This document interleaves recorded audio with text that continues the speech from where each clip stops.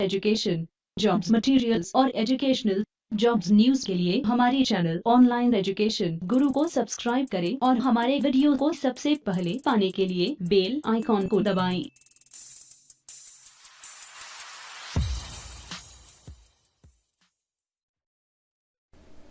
Hello friends, online education ગુરુ YouTube ચેનલમાં ફરી એકવાર આપનું સ્વાગત છે મિત્રો આજે આપણે અહીંયા વિરામ ચિહ્નોના પ્રકારો સમજવાના છીએ। વિરામ ચિહ્નોના પ્રકારો સમજતા પહેલા જો આપ અમારી યુટ્યુબ ચેનલમાં નવા હોય તો અમારી યુટ્યુબ ચેનલને સબસ્ક્રાઇબ કરવાનું ભૂલશો નહીં, તેમજ સબસ્ક્રાઇબ બટનની બાજુમાં આપેલ બેલ આઇકન પર ક્લિક કરશો જેથી કરીને અમારા વિડીયો આપના સુધી તુરંત પહોંચી શકે। મિત્રો વિરામ ચિહ્નોના કુલ 16 પ્રકારો છે, જેમાંથી મુખ્ય 8 પ્રકારોનો સૌથી વધારે ઉપયોગ થતો જોવા મળે છે, પરંતુ આ 16 પ્રકારો જે છે એ આજે આપણે આ વિડીયોમાં સમજવાના છીએ। વિરામ ચિહ્નોના 16 પ્રકારોમાં જોઈએ તો પૂર્ણ વિરામ, અલ્પ વિરામ, અર્ધ વિરામ, ગુરુ વિરામ, પ્રશ્નાર્થ ચિહ્ન, ઉદ્ગાર ચિહ્ન, અવતરણ ચિહ્ન, લોપ ચિહ્ન, કૌંસ, લઘુ રેખા, ગુરુ રેખા, કાકપદ ચિહ્ન, એજન ચિહ્ન, તિર્યક ચિહ્ન, ખંડ વર્ણ ચિહ્ન અને ફૂદડી। આવા 16 પ્રકારોની ચર્ચા આપણે આજે કરવાના છીએ। એમાં સૌથી પહેલા છે પૂર્ણ વિરામ। વાક્ય પૂરું થાય ત્યારે પૂર્ણ વિરામ આવે છે, કારણ કે ત્યાં પૂરેપૂરો વિરામ લેવાનો હોય છે। જેમ કે પ્રકૃતિ અને માનવ કૃતિનું અહીં સુંદર મિશ્રણ હતું, અહીંયા વાક્ય પૂર્ણ થયું એટલે પૂર્ણ વિરામ આવ્યું। અનેક પર્વતોની હારમાળા પથરાયેલી હતી જ, વાક્ય પૂર્ણ થતા પૂર્ણ વિરામ આવ્યું। સંક્ષિપ્ત વચનો બતાવનાર અક્ષરો પછી પૂર્ણ વિરામ આવે છે। જેમ કે સ્વર્ગસ્થ આખો શબ્દ છે, પણ એને આપણે ટૂંકમાં લખીએ સ્વ, જ્યારે ટૂંકમાં લખેલો હોય ત્યારે એને પછી પૂર્ણ વિરામ આવે। એવી રીતે તારીખ શબ્દને આપણે ટૂંકમાં તા અને પછી ફૂલ સ્ટોપ એટલે કે પૂર્ણ વિરામ કરીને ટૂંકમાં લખીએ છીએ। નિયમોની સંખ્યા બતાવનાર આંકડાઓ કે અક્ષરો પછી તેમને બીજા શબ્દોથી જુદા પાડવા માટે પૂર્ણ વિરામ મૂકવામાં આવે છે। જેમ કે અહીંયા અલગ અલગ ક્રમ છે, 1 નંબર પછી પૂર્ણ વિરામ, પછી એનો જે કાંઈ વિગત છે દર્શાવવાની હોય, એવી રીતે અ બ ક જે કાંઈ ક્રમ નંબર હોય એના પછી પૂર્ણ વિરામ મૂકવામાં આવે છે। બીજું આપણે જોઈએ અલ્પ વિરામ। વાક્યમાં થોડું અટકવાનું જરૂરી હોય ત્યારે અલ્પ વિરામ વપરાય છે। વિરામ એટલે આરામ લેવો, અલ્પ એટલે થોડો, વચ્ચે અટકવું, થોડા સમય માટે અટકવું એટલે અલ્પ વિરામ। એક સાથે એક કરતાં વધારે નામ પ્રયોજાયા હોય ત્યારે તેને અલગ પાડવાના હેતુથી પણ અલ્પ વિરામ વપરાય છે। જેમ કે આપણે જોઈએ ટૂંકમાં પછી જો અલ્પ વિરામ, સંક્ષેપમાં પછી અલ્પ વિરામ, ખરેખર, સારાંશ કે, જેમ કે, આ બધી જગ્યાઓએ અલ્પ વિરામ આવે છે। અલગ અલગ શબ્દોને છૂટા પાડવા માટે, અલગ રાખવા માટે અલ્પ વિરામનો ઉપયોગ થયેલો જોવા મળે છે। 2 કે વધારે શબ્દો કે શબ્દો સમૂહ પછી વગેરે ઇત્યાદિ એવા શબ્દો આવે ત્યારે આવા દરેક શબ્દ કે શબ્દ સમૂહ પછી અલ્પ વિરામ મૂકવું। જેમ કે ખેતરમાં જતા ખેડૂતોના ડચકારા, વાક્ય પૂર્ણ થયું, એક સાથે ઘણા બધા વાક્યો હોય તો વચ્ચે અલ્પ વિરામ મૂકવું પડે। બળદને ગળે બાંધેલી ઘંટડીઓના રણકાર, બાજુમાં ફરતી ઘંટીનો ઘેરો નાદ, અહીંયા વાક્ય પૂર્ણ થયું એટલે અહીંયા પૂર્ણ વિરામ આવ્યું, બાકીના વાક્યો વચ્ચે અલ્પ વિરામ આવ્યું। વાક્યોને અલગ કરવા માટે, છૂટા પાડવા માટે કે શબ્દ સમૂહ પછી બીજો શબ્દ સમૂહ શરૂ થતો હોય તો એને અલગ પાડવા માટે અલ્પ વિરામ આવતો હોય છે। કોઈને સંબોધન માટે વપરાયેલા શબ્દ પછી અલ્પ વિરામ મૂકવું પડે। જેમ કે રમણ, અહીં આવ, તો રમણ પછી અહીંયા અલ્પ વિરામ મૂકેલું છે। રમણ પછી અલ્પ વિરામ। રમણ એ સંબોધન માટે વપરાયેલો શબ્દ છે, વ્યક્તિનું નામ છે, એને કહેવામાં આવે છે એટલે ત્યારબાદ અલ્પ વિરામ મૂકવામાં આવેલું છે। અવતરણ ચિહ્નનું વાક્ય શરૂ થતા પહેલા અલ્પ વિરામ વપરાય છે। જેમ કે રાજીવે કહ્યું છે કે, કહે છે, અને શું કહે છે, તો અહીંયા અવતરણ ચિહ્નમાં આખું વાક્ય લખેલું છે અને એની પહેલા અહીંયા અલ્પ વિરામ કરવું પડે. પત્રમાં સંબોધન પછી તેમજ વિદાય પછી વિદાય વચન પછી તે વપરાય છે. દાખલા તરીકે શ્રીમાન, આપણે પત્રમાં લખીએ શ્રીમાન શ્રીમતી, પછી અલ્પ વિરામ કરીએ છીએ અને છેલ્લે સહી કરીએ આપનો વિશ્વાસુ, પછી પણ આપણે ત્યાં અલ્પ વિરામ મૂકીએ છીએ અને પછી સિગ્નેચર કરીએ છીએ. તો અહીંયા બધે અલ્પ વિરામ આવે છે. સંખ્યા લેખનમાં 1000, 10,000, લાખ, 10 લાખ એમ દર્શાવવા માટે, આ બધાને અલગ દર્શાવવા માટે અલ્પ વિરામનો ઉપયોગ થાય છે. દાખલા તરીકે 1,11,111 અહીંયા અલ્પ વિરામ વપરાયું છે સંખ્યાને અલગ દર્શાવવા માટે. લાંબા વાક્યોમાં પેટા ખંડો પછી પણ તે વપરાય છે. લાંબા વાક્ય હોય તો એના અલગ અલગ નાના નાના ટુકડાઓમાં વહેંચવા માટે પણ અલ્પ વિરામ વપરાય છે. જેમ કે રમણે નોકરી છોડી, મિત્રો છોડ્યા, ઘર છોડ્યું અને ભણવાનું પણ છૂટી ગયું. અહીંયા આ વાક્ય ઘણું બધું લાંબુ છે, એના અલગ અલગ ભાગ છે, પેટા ખંડો જેને કહેવામાં આવે છે. એ પેટા ખંડોની વચ્ચે અલ્પ વિરામ મૂકવાથી વાક્ય વધુ સમજ ઉત્પન્ન કરે તેવું બને છે. ત્યારબાદ છે ત્રીજું અર્ધ વિરામ. વાક્યમાં અલ્પ વિરામ કરતા વધુ, થોડું વધુ વિરામ કરવાની જરૂર પડે, પણ પૂર્ણ વિરામ કરતા ઓછું હોવું જોઈએ. એટલે કે અલ્પ વિરામ કરતા વધુ પરંતુ પૂર્ણ વિરામ કરતા ઓછું, એટલે કે બંનેની વચ્ચેનો વિરામ છે, એટલે તેને અર્ધ વિરામ કહેવામાં આવે છે. ઉદાહરણમાં જોઈએ, જીવનનું મૂલ્ય કોઈ સુઘડ ઘર, સુંદર પથારી ને સરસ શાક વડે કરે છે. અહીંયા વાક્ય અડધું પૂરું થયું, એટલે થોડો વધારે સમયનો વિરામની જરૂરિયાત છે, એટલા માટે અહીંયા અર્ધ વિરામ મૂકવામાં આવેલું છે. કોઈ પૈસા વડે, કોઈ કીર્તિ વડે કરે છે, કોઈ સત્તા વડે કરે છે. આખું વાક્ય તમે જુઓ ઘણું બધું લાંબુ છે, એને અલ્પ વિરામ, થોડો સમયનો વિરામ મૂકેલો છે, અને જ્યારે અડધું વાક્ય પૂરું થાય છે ત્યારે થોડોક વધારે વિરામની જરૂરિયાત છે, એટલે ત્યાં અર્ધ વિરામ મૂકેલો છે. તો આવી રીતે અર્ધ વિરામનો ઉપયોગ કરવામાં આવે છે. શબ્દકોશમાં પર્યાયને અલગ દર્શાવવા માટે પણ વપરાય છે. જેમ કે વરસાદ, હવે એ બધા સમાનાર્થી શબ્દો છે. મેહુલો, વર્ષા, આ બધા અલગ દર્શાવવા માટે પણ અર્ધ વિરામનો ઉપયોગ થતો જોવા મળે છે. ત્યારબાદ છે ચોથું ગુરુ વિરામ. વાક્ય રચનામાં યાદી આપવા તેમજ સ્પષ્ટીકરણ, વર્ણન કે ગણતરી કરવા માટે પણ તેનો વપરાશ થાય છે. જેમ કે કુંતા માતાને 5 પુત્રો હતા. હવે અહીંયા આગળનો જે સ્પષ્ટીકરણ છે કે 5 પુત્રો હતા, કોણ કોણ 5 પુત્રો હતા, તો સ્પષ્ટીકરણ માટે અહીંયા આ ગુરુ ચિહ્ન મૂકેલું છે, પછી એ 5 નામ આપેલા છે. મીરાબાઈને એક જ લગ્ની લાગી હતી. શેની લગ્ની લાગી હતી એનું સ્પષ્ટીકરણ કરે છે, વર્ણન કરે છે આગળનું, એટલે અહીંયા ગુરુ વિરામ મૂકેલું છે. ત્યારબાદ છે 5મું પ્રશ્ન ચિહ્ન. પ્રશ્નનો ભાવ સૂચવવા વાક્યના અંતે જે વપરાય તે પ્રશ્ન ચિહ્ન કહેવાય. ગાંધીજીના સ્વપ્નનું ભારત તમે બનાવી શક્યા? પ્રશ્ન પૂછે છે. પ્રશ્નાર્થ ચિહ્ન એટલા માટે ત્યાં વાક્યના અંતે મૂકવામાં આવેલું છે. કોણ કહે છે કે તે પ્રામાણિક નથી? પ્રશ્ન ચિહ્ન. તે બોલ્યો, તમે અમદાવાદથી ક્યારે પાછા ફરશો? તો અહીંયા પ્રશ્ન પૂછે છે એટલે પ્રશ્ન વાક્ય બને છે, અને એટલા માટે પ્રશ્ન ચિહ્ન વાક્યના અંતે મૂકવામાં આવે છે. ત્યારબાદ છે ઉદ્ગાર ચિહ્ન. વાક્યમાં આશ્ચર્ય, પ્રશંસા, ધિક્કાર કે લાગણીનો આવેશ વગેરે જેવા ભાવ દર્શાવવા માટે એનો ઉપયોગ થતો હોય છે. જેમ કે કેવું અદ્ભુત દ્રશ્ય, અહીંયા ઉદ્ગાર એક આશ્ચર્ય પ્રમાણે તેવી વાત કરવામાં આવી છે, અને એટલા માટે ઉદ્ગાર ચિહ્ન મૂકેલું છે. બિચારો મનુષ્ય, તેના મીઠામાં મીઠા ગીતના સ્વરો કારુણ્યથી રંગાયેલા છે. અહીંયા તમે જોઈ શકો છો બિચારો મનુષ્ય, પછી એક ઉદ્ગાર ચિહ્ન મૂકેલું છે, અને વાક્યના અંતે પણ એક ઉદ્ગાર ચિહ્ન મૂકેલું છે. ત્યાં લાગણીનો આવેશ છે એટલા માટે આ બંનેનો ઉપયોગ થયેલો છે. તેના હાસ્ય સાગરને તળિયે રુદનના બિંદુ બાઝેલા છે.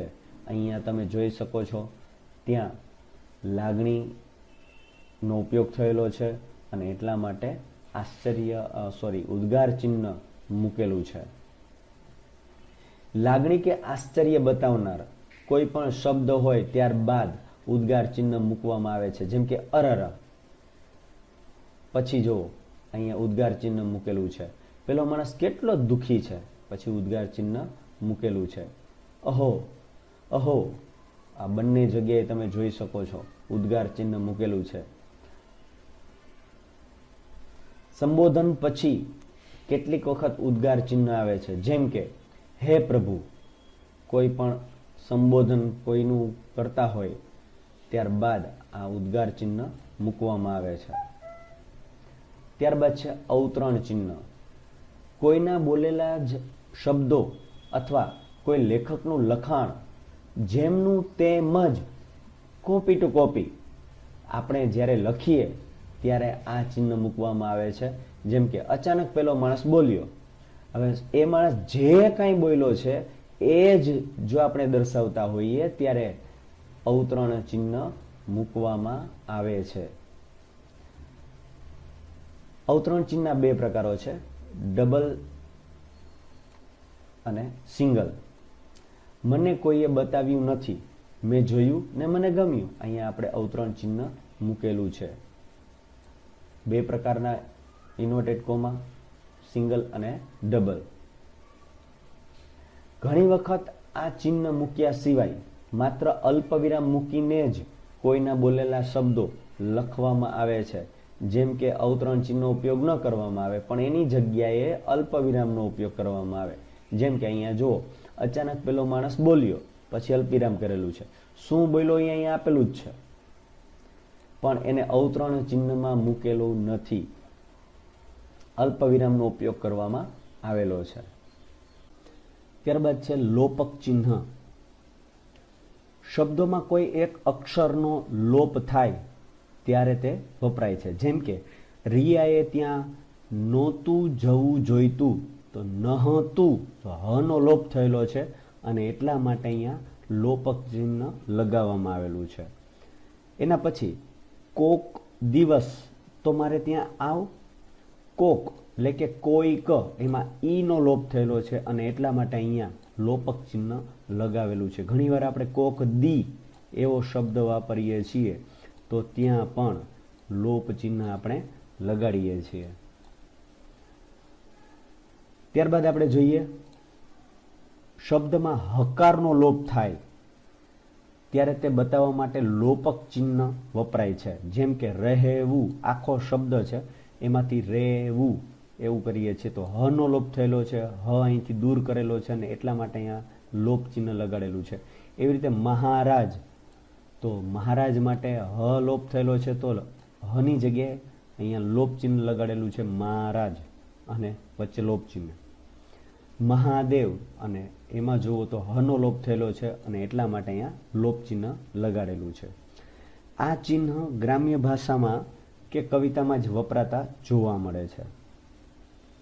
ત્યારબાદ છે લઘુરેખા. લઘુરેખાને વિગ્રહ રેખા તરીકે પણ ઓળખવામાં આવે છે. લખતા લખતા લીટીને અંતે શબ્દ અધૂરો રહે તે દર્શાવવા માટે પણ આવી રેખા મુકાય છે. જેમ કે પાંડવો અને કૌરવો ભેગા મળ્યા, કુરુક્ષેત્રમાં મહાભારત આખો શબ્દ છે પણ અહીંયા માની લો કે લીટી પૂરી થઈ જાય છે અને ત્યાં આખો શબ્દ એ સમાઈ શકે તેમ નથી, તો અડધો શબ્દ અહીંયા લખ્યો હોય અને અડધો બીજી લીટીમાં લખ્યો હોય તો ત્યારે અહીંયા તમે જોઈ શકો છો કે લઘુ રેખા કરવામાં આવે છે. શબ્દ ત્યાંથી તૂટેલો છે એટલા માટે ત્યાં લઘુ રેખાનો ઉપયોગ થયેલો જોવા મળે છે. ત્યારબાદ છે ગુરુ રેખા. અમુક પદાર્થો ગણાવ્યા પછી ઉપસંહાર કરતા મહારેખા મુકાય છે. ગુરુ રેખાને મહારેખા પણ કહેવામાં આવે છે. જેમ કે સરિતાનું સ્વચ્છ પાણી વનનો શીળો પવન અને આસપાસની ધરિત્રીમાંથી પાકતું ધાન્ય. હવે અહીંયા તમે જુઓ છો ગુરુ રેખા મૂકેલી છે. એ જીવન નિભાવવાની ત્રણેય વસ્તુઓ ઈશ્વર છૂટે હાથે વેરી હોય ત્યાં પછી શાની મણા રહે. તો અહીંયા તમે જોઈ શક્યા કે આ વાક્ય ઘણું બધું લાંબુ છે અને એટલા માટે અહીંયા આ ગુરુ રેખા મૂકેલી છે. અમુક વસ્તુના જુદા જુદા પ્રકાર છે એમ કહી તે પ્રકારો ગણાવતા પહેલા આવા ચિહ્ન મુકાય છે. જેમ કે નવીન રાજકીય શસ્ત્રો, તો અહીંયા પ્રકારો બતાવે છે અને એટલા માટે અહીંયા ગુરુ રેખા અથવા તો મહારેખા મૂકેલી છે. ત્યારબાદ છે કૌંસ. કૌંસ એ 3 જાતના હોય છે. અહીંયા તમે જોઈ શકો છો. કોઈ અઘરા શબ્દનો અર્થ એ શબ્દ પછી તરત જ કૌંસમાં મુકાય છે. જેમ કે દેહ, તો દેહ છે એનો અર્થ દર્શાવવાનો છે તો અહીંયા કૌંસમાં લખેલું છે. અને એવી રીતે દેહી, તો એનો અર્થ અહીંયા કૌંસમાં લખેલો છે આત્મા વગેરે. એટલે કે અહીંયા તમે જોઈ શક્યા કે અઘરા શબ્દોનો અર્થ કૌંસમાં લખવામાં આવે છે. જુદા જુદા ફકરા કે મુદ્દા બતાવનાર આંકડાઓ કે શબ્દો ઘણીવાર કૌંસમાં મુકાય છે.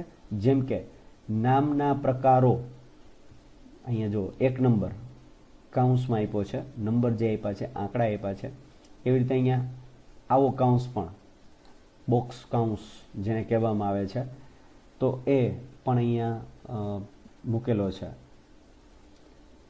અહીંયા તમે જોઈ શકો છો જે નંબર્સ, જે ક્રમ છે એ કૌંસમાં મૂકેલા છે.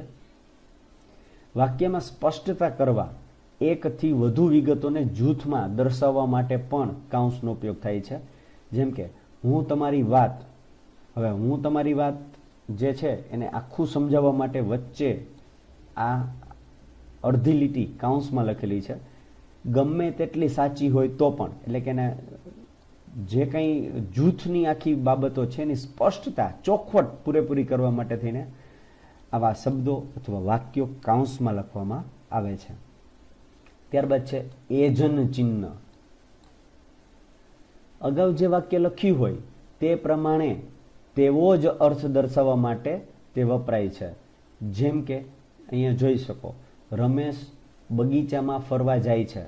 જયેશ બગીચામાં ફરવા જાય છે, ફરી પાછું લખવાની જરૂરત નથી.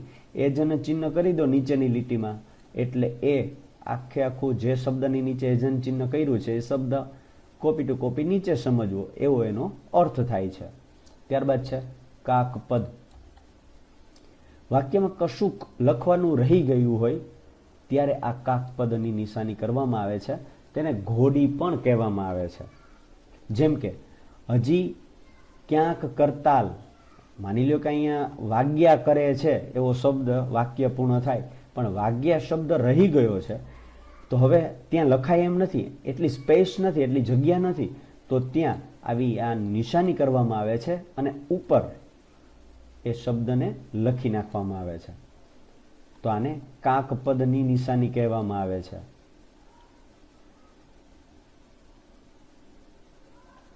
તિર્યક ચિહ્ન. વિભાજન કરવા માટે તે વપરાય છે. આ રહ્યું તિર્યક ચિહ્ન. છોકરાઓ અને અથવા બેયને અલગ કરવા માટે અહીંયા તિર્યક ચિહ્નનો ઉપયોગ થયેલો છે. ત્યારબાદ છે ખંડ વર્ણ ચિહ્ન. અધૂરા વિધાનને સૂચવવા તેમજ કોઈ અક્ષર કે શબ્દને તૂટતો બતાવવા માટે તે વપરાય છે. કે શું, અહીંયા જો કે શું શબ્દ છે પણ વચ્ચે તૂટક બતાવેલો છે, એને ખંડ વર્ણ ચિહ્ન કહેવાય. ક્યાં ક્યાં ખરેખર આખો શબ્દ ભેગો હોય પણ અહીંયા વચ્ચે ક્યાં ક્યાં એમ થોડા સમય માટે રાહ જોવા માટે થઈને વાક્યમાં 2 શબ્દો તૂટક બતાવવા માટે આવી નિશાની કરવામાં આવે છે. જેમ કે ઘણીવાર કોઈ શબ્દ લંબાવીને બોલતા હોય, હિમાલય, તો લ અને ય વચ્ચે ઘણો બધો લંબાણ થાય છે, તો એ દર્શાવવા માટે પણ શબ્દને આવી રીતે તૂટક ખંડવર્ણ ચિહ્ન કરવામાં આવે છે.